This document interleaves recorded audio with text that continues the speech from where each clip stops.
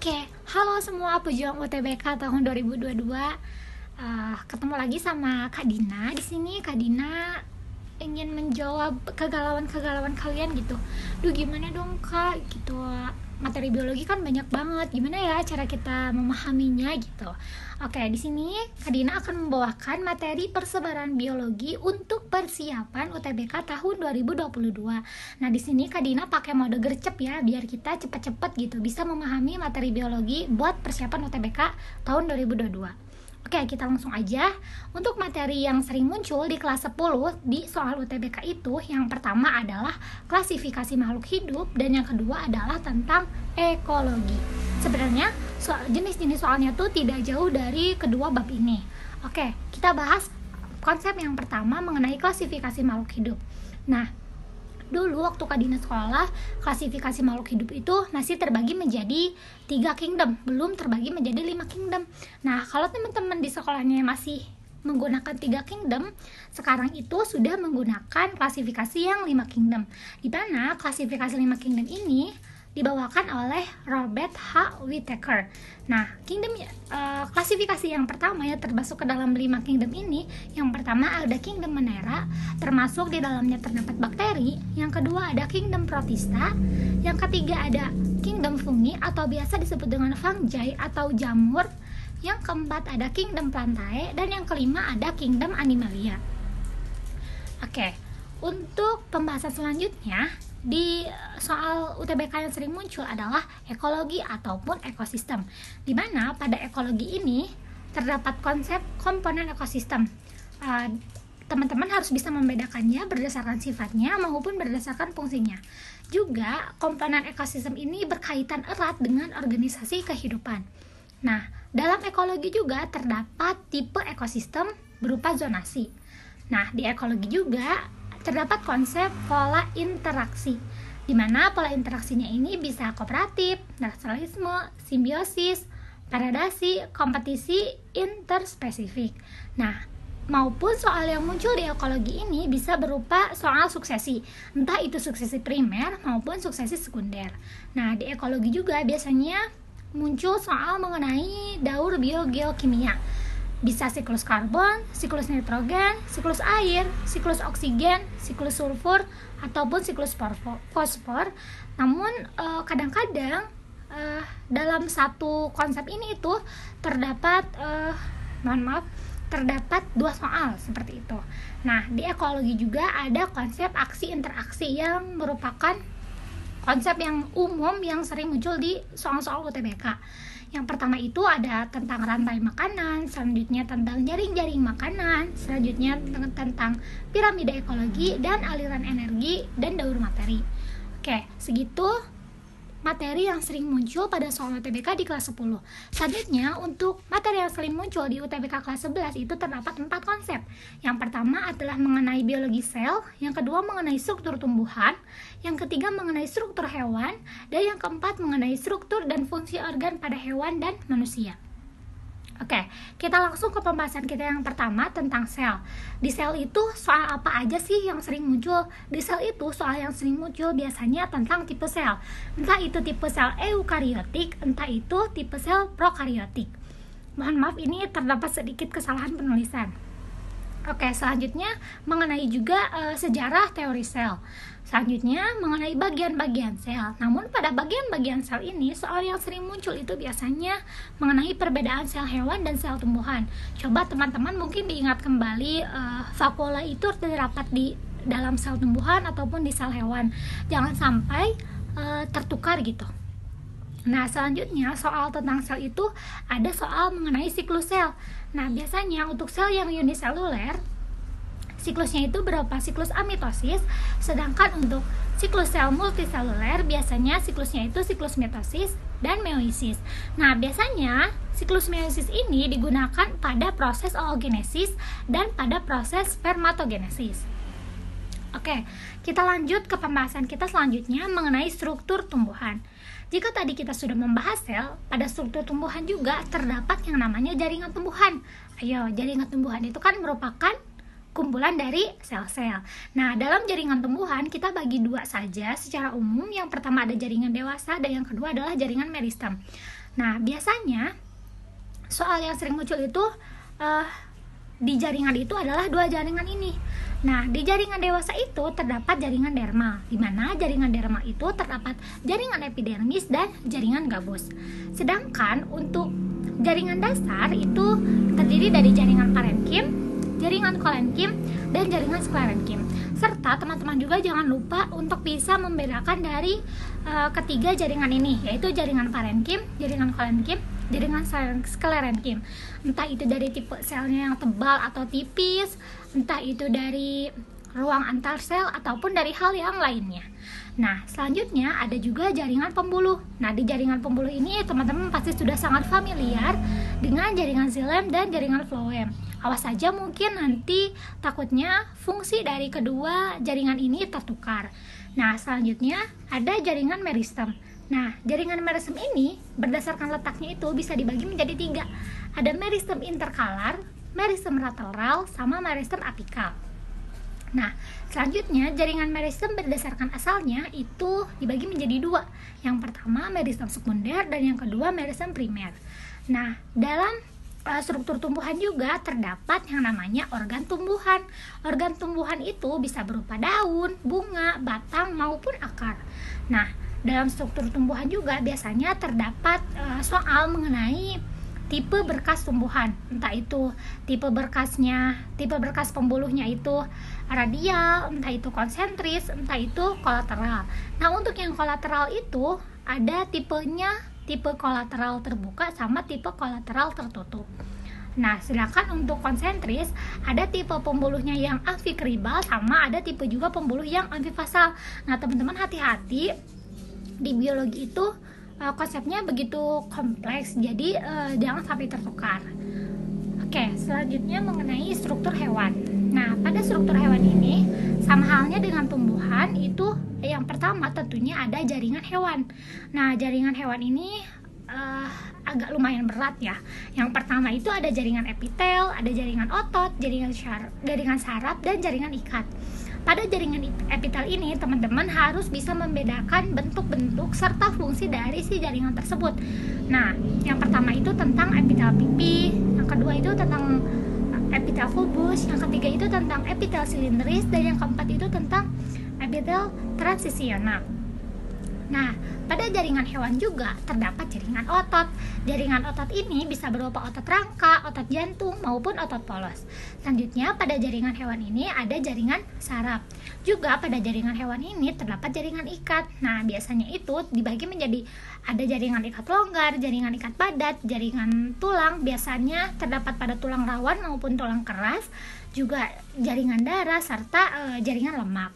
Nah, untuk di struktur hewan ini terdapat yang namanya kelenjar seperti kita manusia. Tapi di hewan itu terdapat 3 kelenjar. Yang pertama itu ada kelenjar eksotrin, yang kedua ada kelenjar endoktrin, dan yang ketiga ada kelenjar campuran. Nah, organ pada hewan juga mungkin kita udah tahu ya organ pada hewan apa aja, seperti kaki, tangan, kepala, seperti itu. Nah, selanjutnya Pak, untuk sistem organ pada hewan mungkin akan dibahas berbarengan dengan sistem organ pada manusia juga. Oke, selanjutnya ini kita membahas tentang struktur dan fungsi organ pada hewan dan manusia. Oke, struktur dan fungsi itu jadi di sini tuh organ kita fungsinya digunakan buat apa aja sih? Oke, yang pertama kita udah familiar banget sama yang namanya sistem gerak. Nah, biasanya soal yang sering muncul di dalam sistem gerak ini adalah rangka. Entah itu mengenai fungsinya, entah itu mengenai bentuk tulangnya, ataupun jenis dari tulang tersebut. Nah, sistem gerak yang selanjutnya, soal dari sistem gerak yang selanjutnya adalah sendi. Macam-macam persendian seperti diartrosis, alveartrosis, ataupun sinartrosis. Nah, soal dari sistem gerak juga yang sering muncul tuh yang ketiga adalah otot. Yang pertama itu tentang jenis ototnya. Yang kedua, gimana sih mekanisme otot kontraksi sama relaksasi. Yang ketiga juga mengenai sifat kerja dari otot tersebut. Oke, fungsi organ pada manusia selanjutnya itu digunakan pada proses sistem sirkulasi. Nah, sistem sirkulasi pada manusia itu kita harus mengetahuinya mengenai alat peredaran darahnya, fungsi dari darahnya, struktur dan fungsi darahnya, bagaimanakah proses pembekuan darah, tentang penggolongan darah, juga tentang peredaran darah getah bening. Namun biasanya soal yang satu ini kadang muncul, kadang tidak muncul. Namun ada baiknya teman-teman menghafalkan konsep tersebut. Nah, pada sistem sirkulasi pada hewan itu dibagi menjadi dua, ada peredaran darah terbuka sama ada peredaran tertutup. Peredaran darah tertutup. Nah, peredaran darah tertutup ini biasanya terjadi pada hewan vertebrata atau hewan bertulang belakang. Oke. Selanjutnya, fungsi organ pada hewan dan manusia itu digunakan untuk sistem pernapasan atau sistem respirasi. Nah, untuk hewan biasanya ada yang menggunakan trakea, ada yang menggunakan kantong udara, dan lain sebagainya. Sedangkan untuk manusia itu ada dua respirasi. Yang pertama ada respirasi sel, sama yang kedua ada respirasi eksternal. Nah, untuk respirasi eksternal ini kita harus tahu dulu nih, kita tuh ngapain gitu di respirasi eksternal ini. Ternyata di respirasi eksternal ini kita itu menghirup, inhale, dan melepaskan karbon dioksida. Kita menghirup atau inhale oksigen dan melepaskan atau exhale karbon dioksida. Nah, karena terjadi menghirup ini, maka terjadi juga proses pengikatan oksigen dan karbon dioksida. Nah, ini tuh terjadinya di mana? Di organ respirasi. Organ respirasi itu apa sih? Seperti paru-paru, hidung, dan lain sebagainya. Nah, organ respirasi ini digunakan buat ngapain? Buat bernapas. Di mana pernapasan ini bisa dibagi menjadi dua, entah itu pernapasan dada maupun pernapasan perut. Karena kita menghirup oksigen dan melepaskan karbon dioksida, maka terdapat yang namanya partikel udara pernapasan, di mana ini tuh akan mempengaruhi tentang kapasitas vital paru-paru sama kapasitas total paru-paru. Nah, teman-teman, untuk yang respirasi ini mungkin agak sedikit bingung, tapi karena respirasi ini kita menjalaninya setiap hari, bahkan setiap detik, jadi jika difahami lebih lanjut, insya Allah ini akan mudah gitu. Oke, selanjutnya mengenai sistem ekskresi. Sistem ekskresi pada hewan dan protozoa, teman-teman harus mengingatnya. Selanjutnya sistem ekskresi juga pada manusia, di mana sistem ekskresi pada manusia itu dibagi berdasarkan organ ekskresi. Nah, pada hati biasanya menghasilkan urea. Pada ginjal biasanya ada proses pembentukan urin, di mana nantinya akan menghasilkan urin. Ingat-ingat teman-teman, pada proses pembentukan urin itu terdapat 3 proses, yaitu filtrasi, augmentasi, dan lainnya. Nah, organ ekskresi selanjutnya adalah paru-paru, di mana pada paru-paru ini nantinya akan menghasilkan karbon dioksida. Selanjutnya, organ ekskresi selanjutnya adalah kulit. Nah, kulit ini akan menghasilkan keringat dan minyak. Oke, fungsi organ pada manusia dan hewan selanjutnya itu adalah sistem koordinasi, di mana pada sistem koordinasi ini terdapat 3 sistem. Yang pertama adalah sistem saraf, seperti neuron, otak, sumsum tulang belakang, mekanisme jalannya impuls, dan saraf otonom. Untuk sistem hormon seperti hormon FSH, seperti hormon testosteron, dan hormon-hormon yang lainnya. Nah, sedangkan untuk sistem indera seperti mata, telinga, hidung, kulit, dan lidah. Untuk selanjutnya ada sistem ekskresi, seperti yang sudah dijelaskan pada slide sebelumnya. Nah, untuk selanjutnya fungsi dan organ pada manusia itu fungsi organ pada hewan dan manusia itu adalah digunakan untuk sistem reproduksi. Biasanya soal yang muncul itu mengenai reproduksi pada manusia dan reproduksi pada tumbuhan. Nah, reproduksi pada manusia ini kita harus tahu nih apa aja organ reproduksinya. Kadang-kadang soalnya itu hanya menanyakan organnya saja, atau bagian dari organ tersebut, atau fungsi dari organ tersebut. Nah, atau juga soalnya itu bisa berupa menanyakan mengenai pembentukan gamet, entah itu oogenesis ataupun spermatogenesis. Nah, selanjutnya juga sering terdapat soal mengenai pubertas atau tanda seks sekunder, seperti tumbuhnya jakun dan lain sebagainya. Nah, tanda pubertas itu kan biasanya pada perempuan itu mengalami menstruasi atau fertilisasi. Jika kita menstruasi, maka kita tidak akan mengalami fertilisasi. Kalau kita sudah mengalami fertilisasi, maka akan terjadi kehamilan, di mana jika terdapat soal mengenai kehamilan, maka biasanya muncul soal mengenai plasenta. Oke, selanjutnya untuk sistem reproduksi itu selain pada manusia juga terdapat pada tumbuhan. Nah, pada tumbuhan itu terdapat dua, baik secara vegetatif maupun secara generatif. Nah, untuk secara vegetatif itu dibagi dua juga, ada yang secara alami yang dilakukan oleh tumbuhan itu sendiri, ataupun dengan secara buatan atau dengan campur tangan dari manusia. Nah, untuk secara alami itu seperti adanya spora, seperti yang dilakukan oleh spora, tunas, rizoma, stolon, dan umbi, entah itu umbi akar, umbi lapis, dan umbi yang lainnya. Nah, untuk sistem reproduksi tumbuhan secara vegetatif itu ada yang dibantu oleh manusia, yaitu dengan cara cangkok, stek, okulasi, dan lain sebagainya. Nah, selanjutnya ada juga berdasarkan cara generatif, yaitu penyerbukan, pembuahan, dan pemencaran. Oke, segitu mungkin materi yang sering muncul pada soal-soal UTBK di tahun 2022, di tahun-tahun sebelumnya, mohon maaf, pada kelas 11. Untuk selanjutnya, pada konsep kelas 12, soal yang sering muncul itu biasanya mengenai pertumbuhan dan perkembangan tanaman, metabolisme, genetika manusia, evolusi, dan bioteknologi. Oke, kita langsung saja ke konsep yang pertama di kelas 12, yaitu mengenai pertumbuhan dan perkembangan. Pada pertumbuhan dan perkembangan ini terdapat 4 subkonsep. Yang pertama ada mengenai pertumbuhan itu sendiri, mengenai metamorfosis, metagenesis, sama perkecambahan. Sebelumnya, teman-teman juga harus mengetahui perbedaan dari pertumbuhan dan perkembangan. Oke, langsung saja ke konsep yang pertama. Pada pertumbuhan, teman-teman harus memahami konsep dari macam-macam pertumbuhan, entah itu pertumbuhan primer maupun pertumbuhan sekunder. Selanjutnya ada faktor yang mempengaruhi pertumbuhan itu sendiri, entah itu faktor internal yang biasanya terdapat dari zat hara, cahaya, suhu, sama oksigen, entah itu dari faktor eksternal, gen ataupun dari fitohormon yang terdapat pada tumbuhan itu sendiri. Nah, selanjutnya teman-teman juga harus bisa membedakan mengenai metagenesis dan metamorfosis. Nah, untuk metamorfosis ini terdapat 2 jenis. Yang pertama ada metamorfosis sempurna, dan yang kedua ada metamorfosis tidak sempurna.